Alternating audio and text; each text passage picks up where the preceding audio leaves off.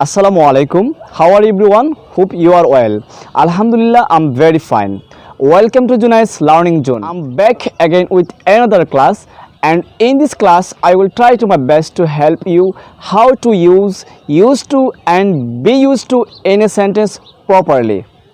প্রিয় শিক্ষার্থী বন্ধুরা, আজকে আমি একটি লেসন আপনাদের জন্য সাজিয়েছি আর আজকের লেসনে আমরা জানব যে কিভাবে আমরা সেন্টেন্সের মধ্যে ইউজ টু এবং বি ইউজ টু ইউজ করতে পারি। প্রথমে আমি আলোচনা করব যে ইউজ টু কীভাবে আমরা সেন্টেন্সের মধ্যে ব্যবহার করতে পারি।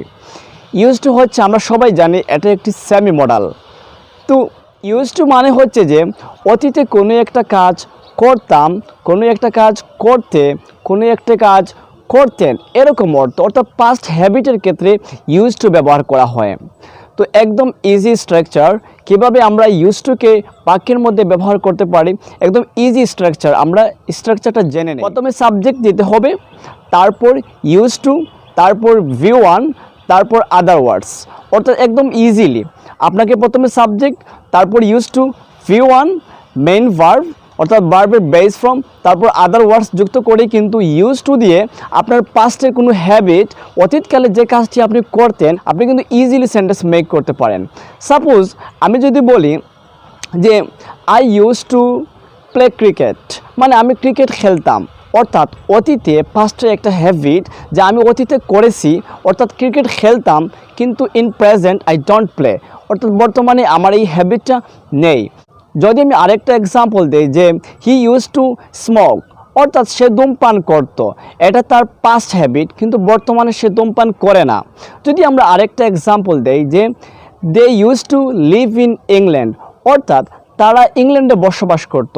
এখানে কিন্তু এই সেন্টেন্সগুলোর মধ্যে একটা জিনিস ক্লিয়ার যে অতীতকালে কোনো একটা হ্যাবিট ছিল, কোনো একটা রিপিটেড ওয়ার্ক ছিল, কিন্তু বর্তমানে সেই হ্যাবিট আর রিপিটেড অ্যাকশনটা কিন্তু নেই।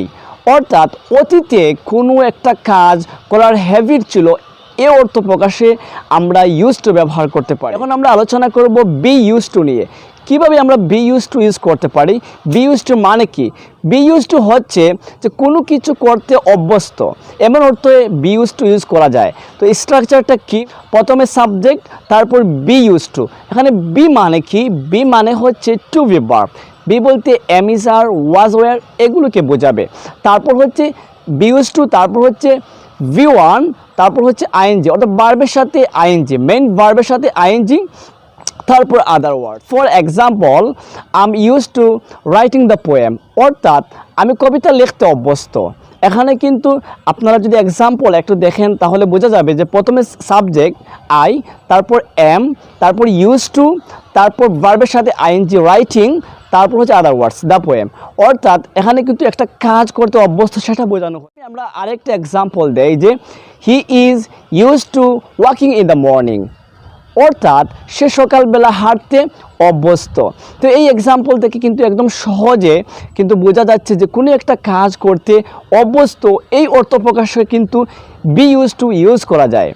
তো আপনিও কিন্তু এই স্ট্রাকচার, ইজি দুটো স্ট্রাকচার দিয়ে আপনিও কিন্তু অসংখ্য সেন্টেন্স তৈরি করতে পারেন। তো আমি যদি ক্লাসটা আমার আবার রিপিট করি তাহলে এরকম হবে যে ইউজ টু তখন আপনি বসাবেন, সেন্টেন্সের মধ্যে ব্যবহার করবেন, অর্থাৎ যখন একটা পাস্টের হ্যাবিট, কোনো একটা কাজ আপনি অতীতে করেছেন বাট বর্তমানে আপনি সেই কাজটা করছেন না, এরকম পাস্ট হ্যাবিটের ক্ষেত্রে ইউজ টু ব্যবহার করতে পারেন। আর বি ইউজ টু ইউজ করতে পারেন কোনো একটা কাজ করতে অভ্যস্ত, এরকম অর্থ প্রকাশার্থে। আশা করি আপনারা আজকের ক্লাসটা বুঝতে পেরেছেন এবং আজকের ক্লাস থেকে আপনারা এই দুটি স্ট্রাকচার দিয়ে সেন্টেন্স তৈরি করতে পারবেন। তো আপনাদের কাছ থেকে আমার প্রত্যাশা যে আপনারা এই দুটি স্ট্রাকচার দিয়ে বেশি বেশি করে কমেন্ট সেকশনে আপনারা নিজ নিজ থেকে আপনারা সেন্টেন্স মেক করুন। কারণ আপনি যখন কোনো একটা স্ট্রাকচার শিখবেন, সেটা যদি আপনি প্র্যাকটিক্যালি ইউজ না করেন তাহলে কিন্তু সেই শেখাটা এভারলাস্টিং হয় না, চিরস্থায়ী হয় না। তো এই শেখাটা যেন আমাদের চিরস্থায়ী হয়, আমরা ধীরে ধীরে শিখব। তো এই শেখাটা আপনাকে প্র্যাকটিক্যালি ইউজ করতে হবে। তাই আমার রিকোয়েস্ট, আপনারা আমার ক্লাস থেকে যে রুলসগুলো শিখবেন সেগুলো কিন্তু আপনারা কমেন্ট সেকশনে অবশ্যই প্র্যাকটিস করবেন, যাতে আপনার এই শেখাটা কিন্তু আরও মজবুত হয়।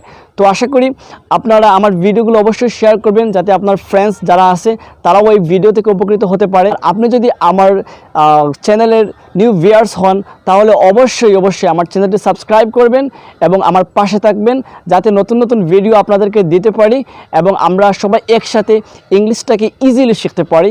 Thanks a lot for watching this video. Stay with me to learn English smartly.